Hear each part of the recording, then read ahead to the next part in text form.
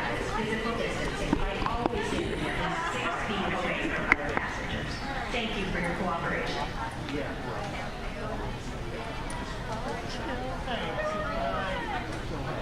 This is all your fault. Why did you do that this morning?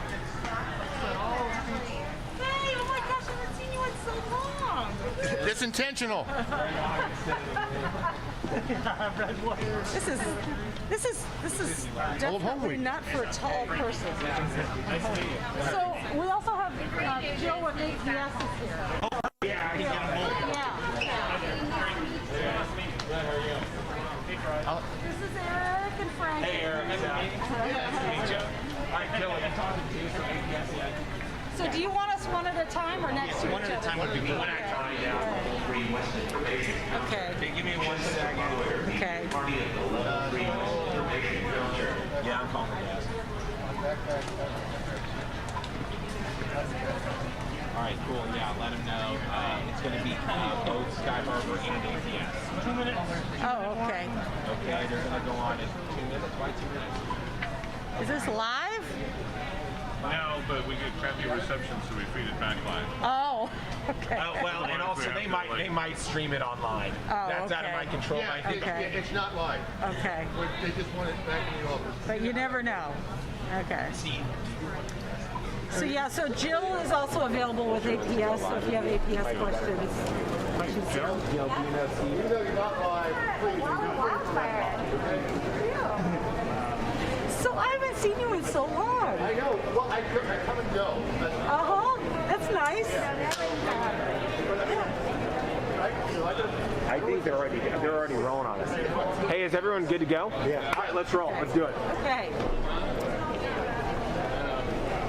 Go ahead and get your first and last name, please. Sure, Julie Rodriguez, RODRIGUEZ, spokesperson for Phoenix Sky Harbor International Airport. So, I mean, I don't know if you have a statement, but Oh, Gonna get closer? I don't know if we can, Pete. Somebody hold it. I'm just holding it. I don't want to be in the Okay. shot. Okay. Do you want- Julie, yeah, that's right there. Okay. So, Julie, I don't know if you have a statement, but kind of tell us about what led to this massive power outage. Sure. So at about 8:05 this morning, APS notified us of a power outage, a partial power outage, which impacted both terminals. The power came up very quickly in Terminal 3, but the impact was much more severe at Terminal 4. And Terminal 4 is our busiest terminal. It houses our two busiest airlines, American and Southwest Airlines. So when all was said and done, we had more than 200 delays, more than 90 cancellations, and more than 15 flights that had been coming into Sky Harbor and were diverted to other airports. I mean, more than 300 flights affected by this. I can only assume thousands of passengers flying over here. I mean, Yeah. can you kind of talk about the scope of this disruption? I mean, we all saw it looking downstairs, but my goodness. We have about 120,000 passengers come through this airport every day. Monday is a very busy day. We had a really busy weekend, so it was a busy day as it was. And so any kind of disruption to service will impact many, many people. And yes, it did. It impacted our ticket counters, impacted the gate areas, the jet bridges where people get on and off the plane. It impacted some of our baggage handling systems. During the outage, we were able to use backup generators to get some of that back online before full power was restored. But yes, it impacted many, many people. That's a question I heard over and over from passengers. Why didn't the airport have backup generators or, contingency plans? The airport has backup emergency generators, which did kick in as soon as the power bump occurred. And those power things like emergency lighting, our fire alarm systems, safety systems, backup lighting, those types of things. But in order for us to fully operate this terminal, we have to have full power from APS. The question a lot of people might have is, given how busy Mondays are, why did APS choose now of all times this morning to do this, I don't know if you want to call it maintenance or prep for the holidays, with the potential for something to go wrong, because obviously it did. So we have Jill from APS, and she can answer those questions. She'll be on. So then my question is this. Obviously Sky Harbor operates the airport, but I imagine Southwest and American lost some serious money. They're going to be rebooking people. They have angry customers. APS bears the responsibility here. Is there any sort of compensation or money that's going to be changing hands as a result of this? Not sure. That might be a question for APS. We did work closely with APS and the airlines and all of our various partners throughout this emergency. And they did bring in some backup generation, backup power in order to get some of these systems back online during the emergency, but it was fully restored at about 1:45 this afternoon. So it did impact many flights. So, really quick, and I'm sorry I'm coming late here, but what's your message to all of those passengers that had their days, whether it's just inconvenience at the very least or wrecked in other ways? Yeah, we're always sorry for any inconvenience, especially today. This was a major inconvenience for many, many passengers. We also recommend that you continue to check flight status throughout the evening, whether you're flying out or whether you're picking up a passenger at the airport, because we expect delays going into the evening. And I'm sure you answered this, but just because of the modern world, and there was no ransomware or anything involved, it was just this issue with the APS. It was an issue with APS maintenance, and APS is here and can answer additional questions about that. This might be my last question. I know it's, we're a couple hours removed. You haven't done a full post-mortem, but what has Sky Harbor learned, or what will be done differently to prevent something like this in the future? After we have an incident like this, we always have a tabletop where we get together, all the stakeholders are involved, and we talk about anything that could have been done differently. And I do want to tell you that during this incident, it was all hands on deck. We had people who normally work in the office in front of a computer all day come over here, walk the lines, answer questions. Our customer service team was handing out water. The airlines provided snacks that we could hand out to passengers. We did everything we could to try to make it a little more comfortable for our passengers, but we do understand that, yes, it was a major inconvenience. And what will you do differently next time in case something like this ever happens again? Obviously, we don't want it to ever happen again, right? But just in case, what do you guys want? We'll be meeting with APS. We'll be meeting with all of our stakeholders to take a look at that. Will there be more backup generators? I guess my question gets at, did this reveal a potential vulnerability of Sky Harbor that it could be taken out in this way and impact operations in such a major way? We do have emergency backup generators, and they did kick in. And as I said, they cover safety operations, the fire alarm system, emergency lighting, emergency signage, those types of things that are so vital when power goes out all of a sudden. And then we start bringing systems up for the convenience of our passengers with additional emergency backup, and work closely with APS to get full power A lot back. of people might ask, though, you've spent tens of millions, hundreds of millions of dollars in recent years. You're expanding Terminal 4. You've spent millions of dollars on the SkyTrain, new restaurants, and things like that. Why doesn't Sky Harbor have a system that's uninterrupted power so that when the lights go out, it's moments later the power comes back on for everything? Otherwise, you're going to have problems like this in the future. So why hasn't Sky Harbor invested in that sort of system? As I said, we'll be talking to APS. We'll be looking at everything. We always have a tabletop after things like this, so we can look at everything that occurred. But frankly, it takes all of our full power generation from APS to operate a terminal of this size. This is our busiest terminal at Sky Harbor. Okay. Thank you. Thank you, Julie. Okay. Bill.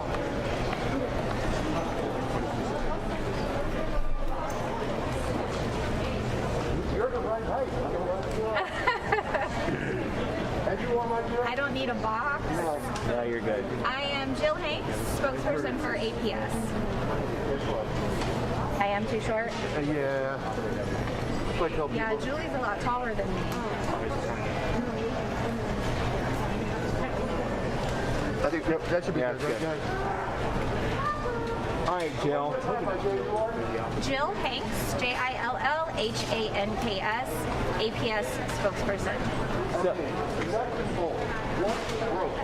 In the process of maintenance, what broke and where was it?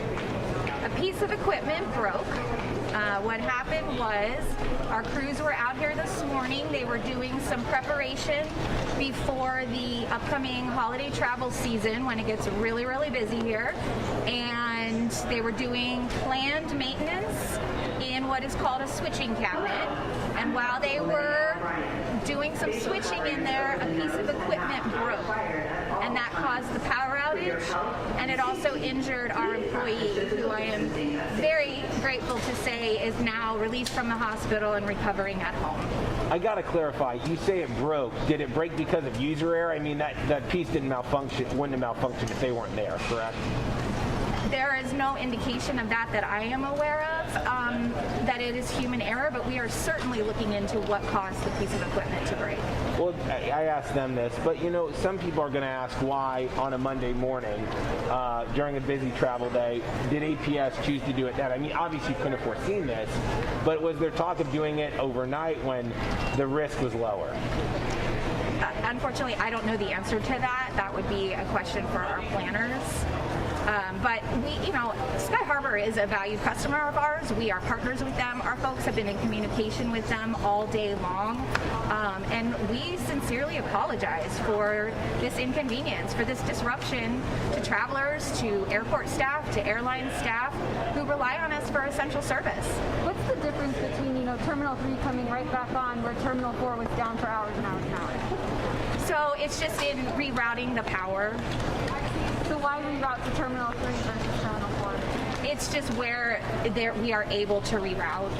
And about this piece of machine, I mean, does it really control both of these terminals, or how exactly does this thing work that is able to knock out power from both terminals like that? Well, I can't really get into specifics on the equipment and how it feeds the airport due to security reasons. But I can just tell you that it broke, and unfortunately equipment does break, and in this situation it had some serious consequences. But this one machine, whatever it was, controls both of the terminals' power at the end of the day. Without that, the system's broken. Report any requests to carry items for others or suspicious behaviors to either law enforcement, airport, or airline officials. This piece of equipment breaking caused the power to go out. So the backup generators, are those paid for by APS, or are those Sky Harbor that operates the backup generators? I'll let the airport answer. Okay.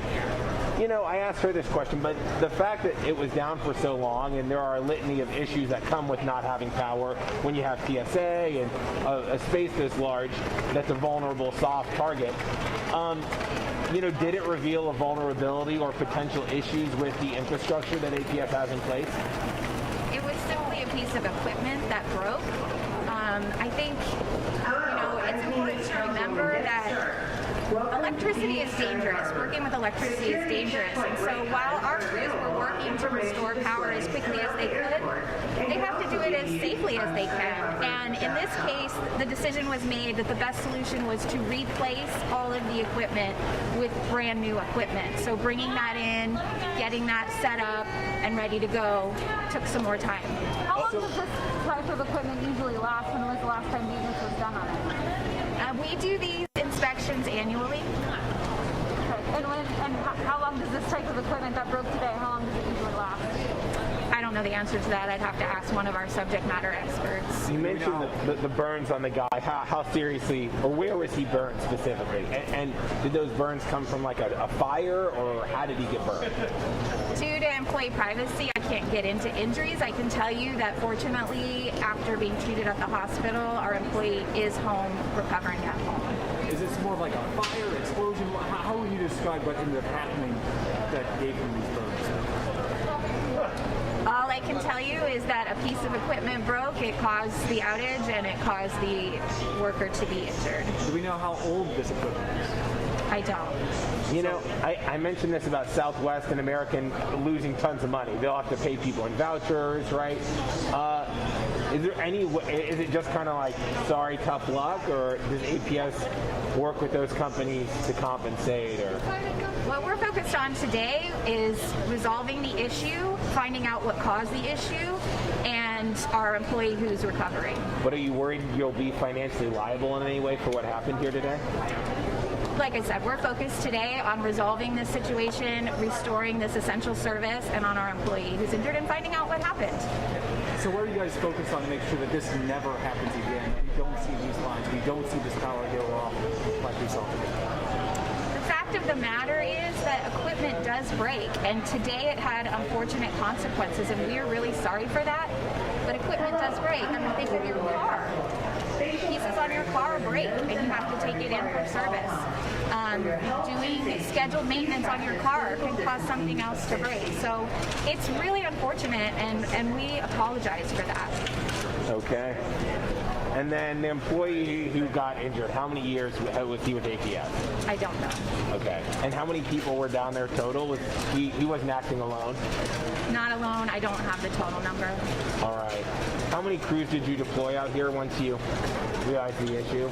Multiple. I don't know the total number. And you said you replaced the entire system there, all new equipment, Yes. which is why it took longer. Yes. There was a patchwork fix, but you didn't. It was just not. Rather than just fixing the damaged piece of equipment, we replaced the whole thing. Got it.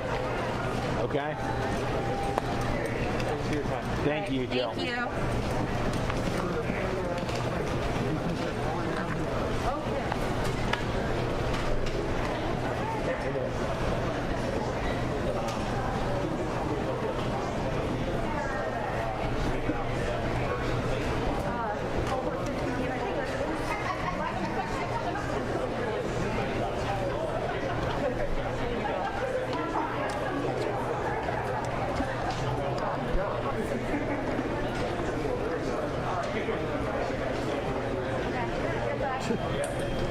Good point.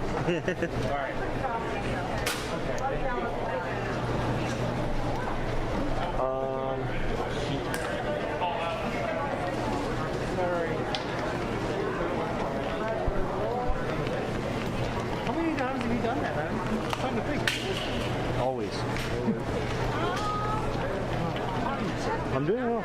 I was a little scared because I was like heading in both sides, and then Rich is like, "Can you cover the pressure?" Like, all right, let's see what I can do. Somebody else's area, but Yeah. I knew she was going to have to.